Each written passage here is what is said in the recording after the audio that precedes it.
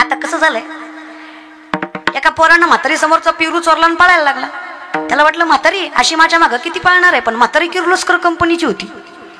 म्हातारीनं भालता पार्लेजी घालला होता. असा पदर कमरेला खावला जी त्याच्या मागं लागली तर बांड पोरगा पण भर बाजारात धरला. मार मार मार मार मारला, इतका मारला कोल्हापुरीचे 2 भाग झाले. तरी हा इतका निर्लज्ज त्यानं पेरू दिलाच नाही. मग आपल्यासारखा एक सज्जन म्हणला लाज वाटते का तुला, अरे एवढा मार घालला पेरू द्यायचा ना. अरे तरणा बांड आहे, 5-10 रुपयाच्या पेरूसाठी भर बाजारात मार घालला. अरे कमवायचं कष्टकरी सभेमानानं खायचं ना. निर्लज्जासारखा पेरू घेऊन आलास, काहीच वाटत नाही का तुला. ती म्हणला मला काय वाटायचं, माझं काय गेलं, तिची चप्पल तुटली पण येड्या तुला मारून तुटली. इतक्या निर्लज्जाला परमार्थ सांगण्यात मजा नाही मावली. पण विनंती आहे थोडीशी बाळगूया आणि भजन करूया. कारण आम्हाला माहित आहे कुणीतरी दिलंय, जिथं ज्ञानियांचं ज्ञानी म्हणतात. ज्ञान गुण गम्य ज्ञान देवाला आदले निवृत्तीने दिदले माझ्या हाती. तर हे माझं काम आहे हरिमुखे म्हणा. पण ताकद किती बघा ना, किती गोड वारकरी संप्रदाय, कुठल्याच प्रकारचं बंधन नाही. आसोनी संसारी येईल तैसा बोल रामकृष्ण नाही तयाविना भुकेला विठ्ठल. निजल्याने गाता उपनारायण, निजल्याने गाता कथम कथम उपनारायण. पैसल्या कीर्तन करीता डोले, डोले पैसल्या कीर्तन करीता डोले. निजल्याने गाता उपनारायण, निजल्याने गाता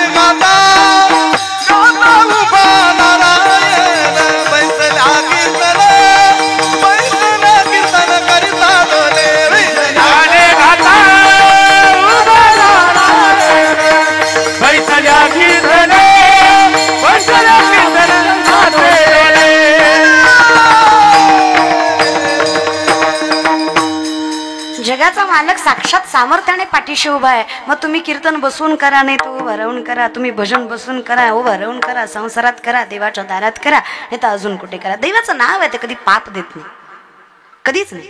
मला सांगा मध रागाने खाल्ला मग गोड लागत नाही का, लागतो की नाही.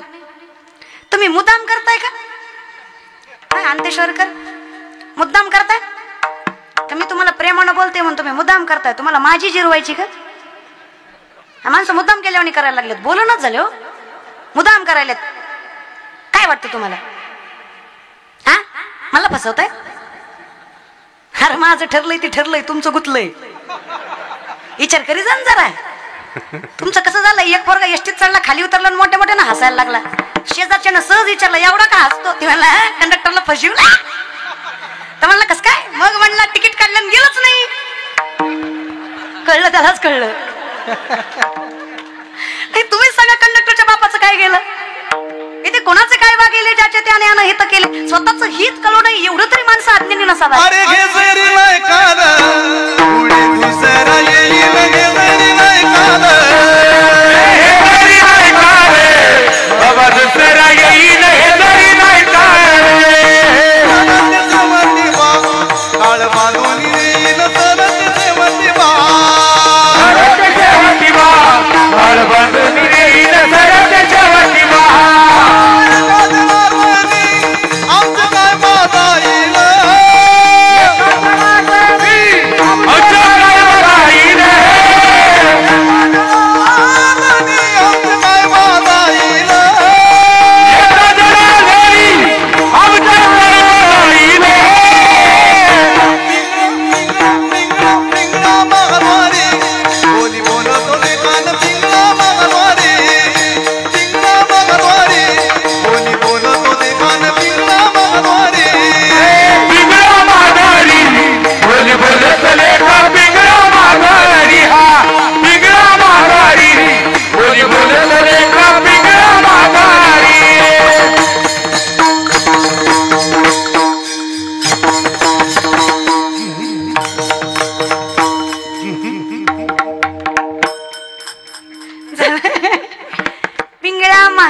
महत्वारी बोल बोलीत देखा पिंगळा महत्वारी हे जरी नाही कळालं मग दुसरं येईल हे जरी नाही कळालं हे जरी नाही ऐकालं मग दुसरं येईल हे जरी नाही ऐकालं सरते शेवटी बा काळ बांधून नेईल एका जनार्दनी आमचं काय वाजाईल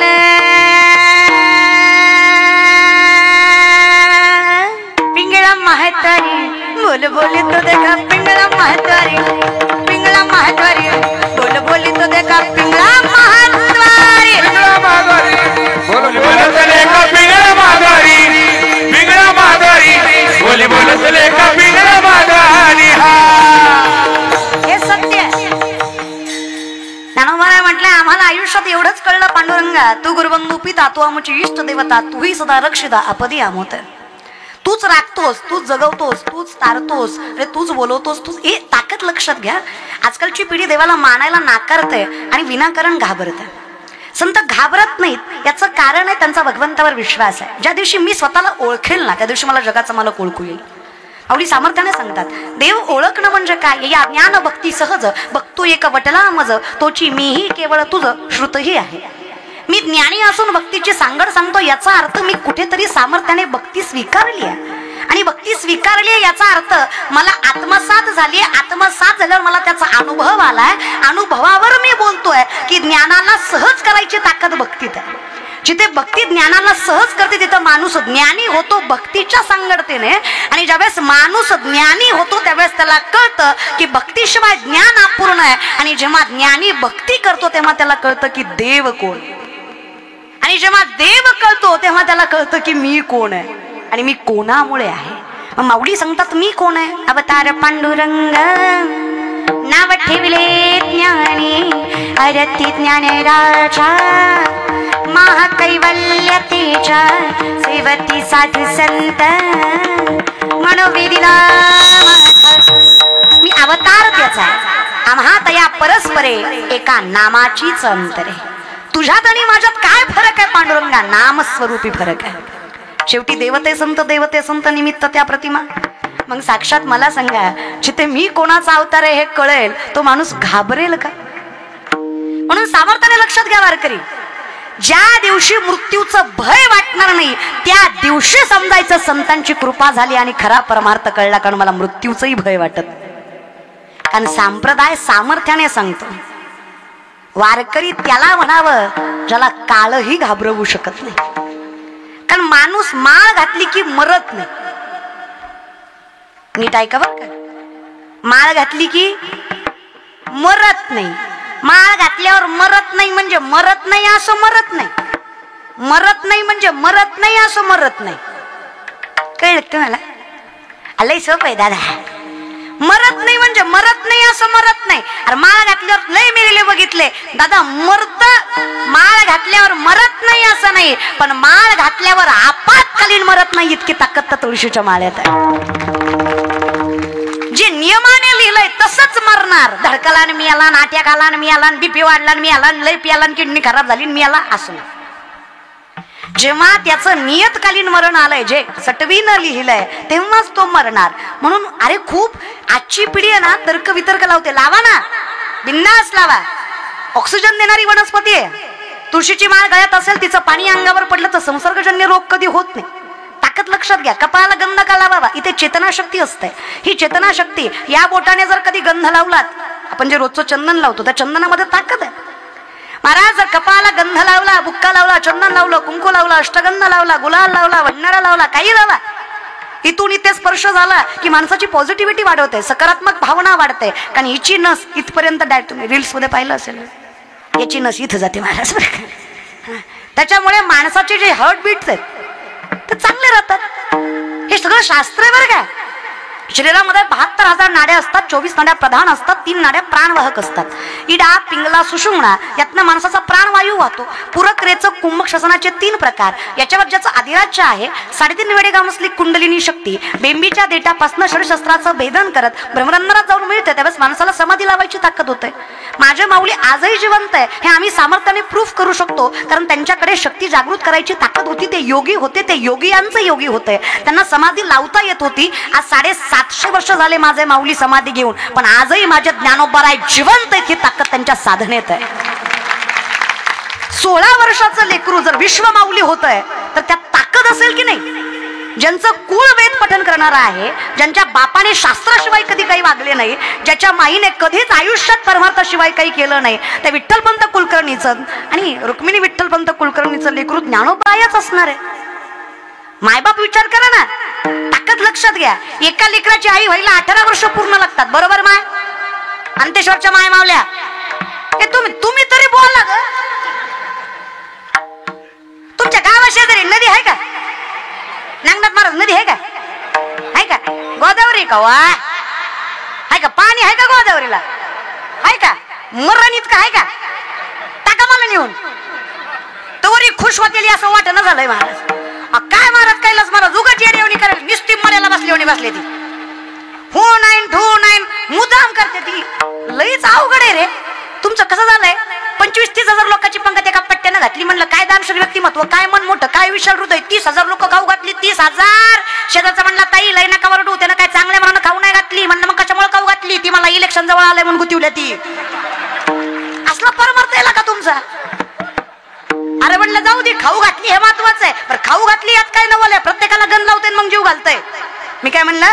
प्रत्येकाला गण लावते मग जीव घालतंय. अरे हिंदू धर्माचं प्रतीक आहे गंध, लावतंय ते. ती म्हणला ताई ते हिंदू धर्माचं प्रतीक म्हणून गण लावत नाही.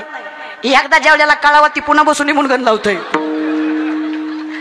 निस्ता उपकारी परमार्थ झालाय. विनंती माझी आहेत तोपर्यंत भजन करा दादा, आनंद ठेवा. मी जिवंत आहे र, मेले नाही. आणि माणसाला एक ऍटिट्यूड आहे. माणसं मुद्दाम करतात, मुद्दाम हसणार नाही, मुद्दाम टाळी वाजवणार नाही, मुद्दाम.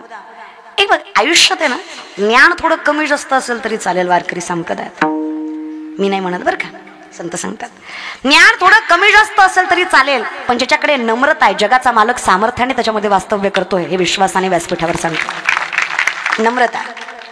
तुकोबाराय म्हटले मी कोण आहे? कुणबी याच्या कुणी जन्मलो जगदीशा, संस्कृत भाषा आम्हा कैसी.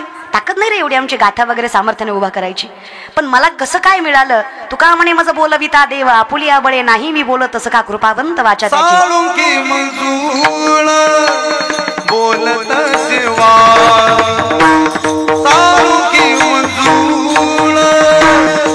बोलत शिवाने